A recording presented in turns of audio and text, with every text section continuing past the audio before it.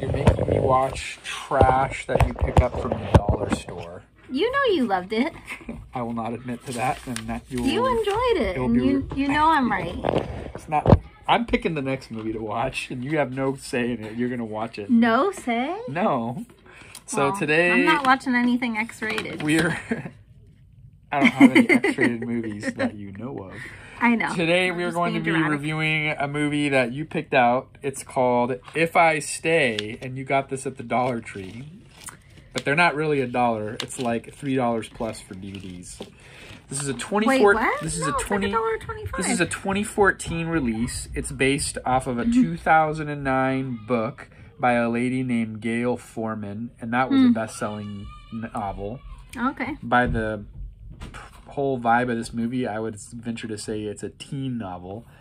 Young adult, probably. Chloe Grace Moretz gets the top billing, and she gets the only billing right there on the box. The co-star is this guy, Jamie Blackley, who I refer to as low-budget Jesse, a.k.a. Milo Ventimiglia, the guy that plays Jesse on Gilmore Girls. Maybe you call him Jesse 2.0 because he's decent. He's probably... Okay. This girl, Chloe, is known for being in the movie Kick-Ass, which I've never seen. There was a part 1 and a part 2. She's a good-looking chick. Got nice eyebrows. They're thick, which is of the time. This movie's already 10 years old. It was commercially a successful movie. It was number 3 at the box office when it came out in 2014. It had an $11 million budget, and it made $78 million at the box office. Yeah. Critics are not kind to this movie. Some people praise her performance. One of the people that was in the running to play this character that I think would have made a much better choice and a much better acting ability was Dakota Fanning was in the running to play this character. Oh, wow. That would have probably made it a much They had planned this movie as early as 2010, so she was like an early pick, but for whatever reason, they ended up going with Chloe Grace Moretz. It's not that her performance was terrible. I just don't think in a serious role, I just don't think she had the right acting ability for that role. Yeah, it could have been a little bit better. This movie is not for children. It promotes promiscuous behavior. Her parents are like edgy rock and rollers that were born in the late 70s and kind of have a very loose lifestyle. So she is a senior in high school. She's 17. The boyfriend graduated. He was a class ahead of her, so he's presumably 18. And the parents let this boyfriend, the guy played by Jamie Blackley, come over and spend the night. They're having sexual relations, and they're looking the other way at their senior in high school daughter having a boyfriend come stay the night at their house. And she has a younger brother who's like 10. So what kind of an example are you setting? Because you want to be the cool parents. Not okay. So morally, this is a grade D or below. Don't let your kids watch this movie and be influenced. But entertainment-wise, it's okay. It's middle of the road for me. Rotten Tomato critics average is 36%. IMDb 6.7 out of 10. However, out of 357 average Joes that have posted their ratings on Google, their average is 4.5 out of 5. So it must be every teenage girl that's watched this movie just loves it, right? It was just okay.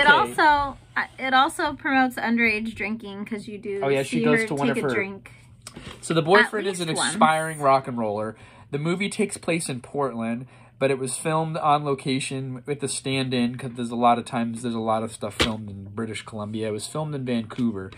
His fictional band in the movie, the Blackley character's name is Adam in the movie. The fictional band is called Williamette Stone, and it was actually, the band was played by a real Vancouver area band called Alternative Rock Band. Okay. And that band is called Hawking. Oh.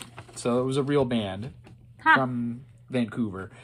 The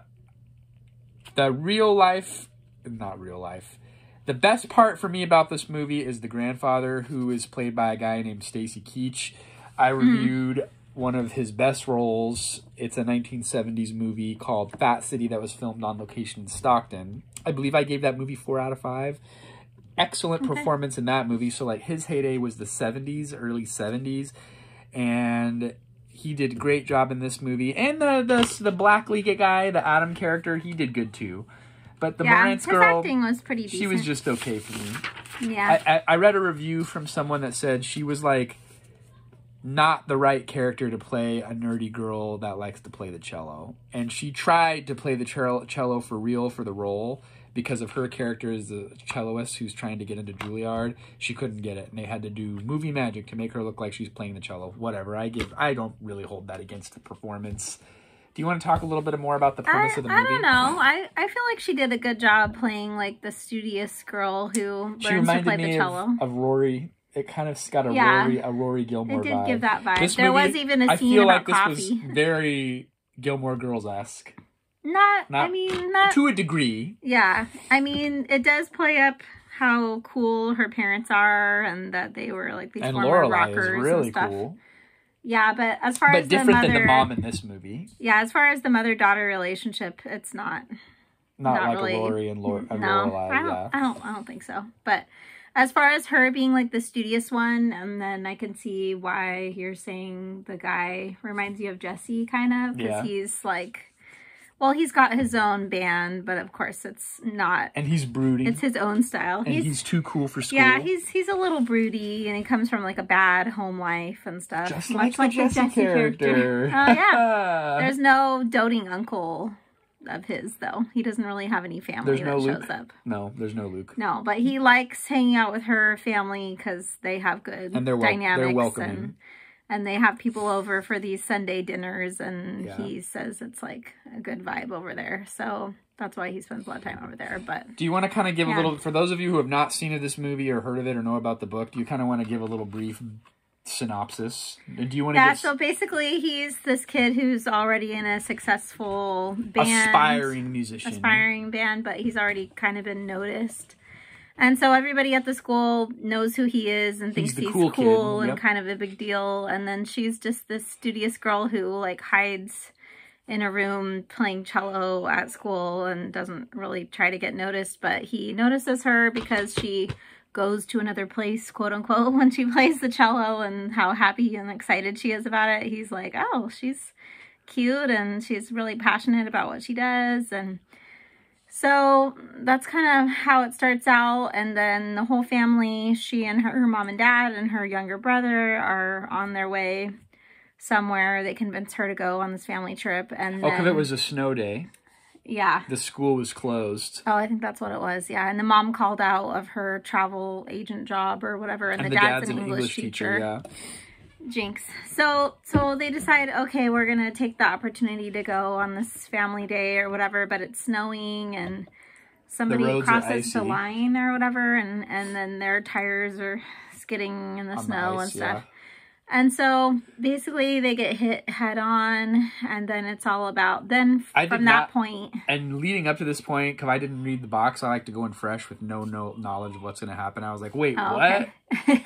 I thought the If I Stay title was like, do I stay and continue this relationship, or do I go off to Juilliard? I did not know about the car accident. Oh, wow. I was like, what? No way. You really didn't know. Okay, I didn't realize. I did read the box, so I knew it was all about like her deciding if she wanted to continue living or just, die and go wherever. It doesn't really say. Yeah, and it doesn't. She's gonna go to heaven. There's just a bright white light. I mean, you're go to the light. That's what it is. But maybe when you go to the light, it's not what you want. Maybe not. Maybe it's deception. I don't know. That's irrelevant for the movie. But so from that point on, when they get hit, it's basically she's kind of like having this out of a body experience. She's in a comatose hospital-induced. Yeah. She had a spleen removed. No more other spoilers. It's basically like you said. Oh, okay. Yeah, so life and death then situation. It's like, do I stay for my life with the boyfriend, go to Juilliard, or do I go to the light and go on to the afterlife? And then she's kind of, floating around the hospital trying to figure out, like, are her parents alive? Is her brother alive? Like, who's here visiting her? And all that kind of stuff. So, and the grandfather character, he does do a good job. He is a good actor, but like, his role isn't too prominent. Yeah, he doesn't really have. But I do like that they introduced him because they keep flashing back and forth between what happened in the past to now she's in the hospital and what's going to happen. And in some of the flashbacks, you do see the grandfather and how he was involved in her life. So I do like that it did that character development because otherwise, when you see them visiting, it wouldn't be as, like, poignant, I guess. So, I mean, I enjoyed it, but... A little note on the style of the movie. So this director, his name is R.J. Cutler. He's not really known for directing these types of movies. He's mostly a documentarian. Okay. And his biggest role was as a producer on a 1993 documentary called The War Room, which was focused around the Clinton campaign against George H.W. Bush in 92. Oh, so wow. He's primarily a documentarian. His most recent movie is a documentary from like 2020, I think, about Billie Eilish. So this is not normally the type of stuff that he is doing. There was originally another director attached. I didn't write the notes down. But I think this movie is far better than the 36% that Rotten Tomatoes has it. And even IMDb 6.7 out of 10 is a good score. I'm not going 4 out of 5 for this movie. It's just not there for me. I was borderline 2, but I think it's good enough where I was getting the feels. I'm gonna go 3 out of 5. Yeah, I think that's a fair rating for this movie. I think I'm 3 out of 5 too, because there were some unexpected like twists in it, and it did make me cry. I don't know what could have pushed it up into a 4 out of 5, because this isn't. It's like a teen movie. And there are movies that are iconic, and to me, this movie is at the Dollar Tree for $1.25 for a reason. Hey, there's some good movies at the Dollar Tree, and some good books. I'm never going to watch this movie again. I don't think I need to either. It's not like Ever After, where in a couple months, 6 months from now, I'm going to be like, you know what I want to watch? Ever After. But if I'm some teen girl who wants to get excited about a guy with longish hair, then this movie's for you. That's all that I have to say. He's all right. I've got nothing more to add. Even compared to Milo, I feel like Milo's better looking. Milo's much cooler. But this guy, for an unknown, he was a pretty good actor. I didn't really go into his backstory too much and see what his repertoire was for films. Yeah. But another thing for me, you can tell a lot about a movie by how big the Wikipedia article is, and then when there's some information, there's not a lot of information. It's like, okay, this movie's not forging a path of people talking about it. It's not like The Fault in Our Stars. The Fault in Our Stars, starring Shailene Woodley. See, to me, she's an amazing actress.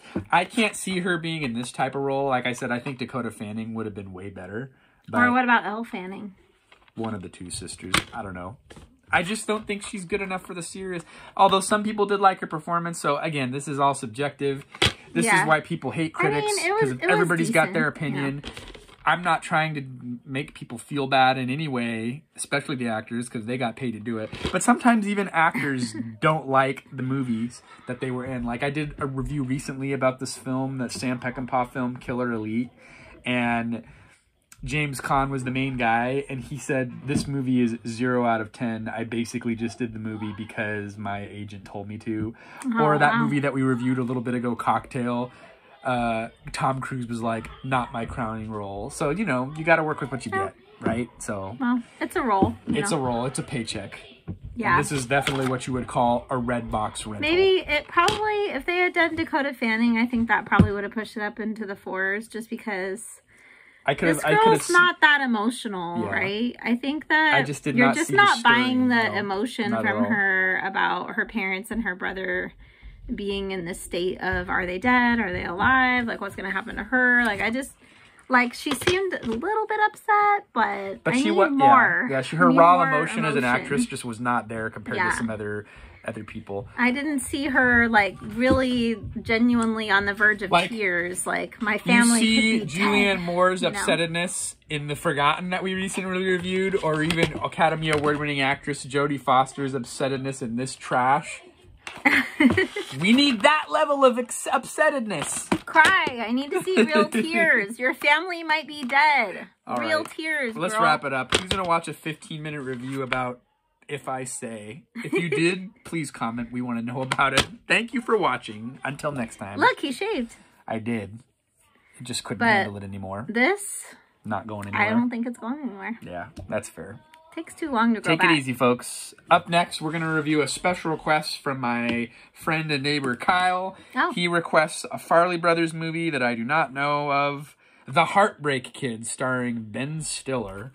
And is this another existential piece of I would hardly say that the Farley brothers film? make existential movies. You'll just have to tune in and find out what our thoughts are on this picture next time. Well, I know I like this girl as an actress. Wait, no. We're not talking about it yet. We're already going up to the 16 minutes. Okay, bye. Bye-bye, folks.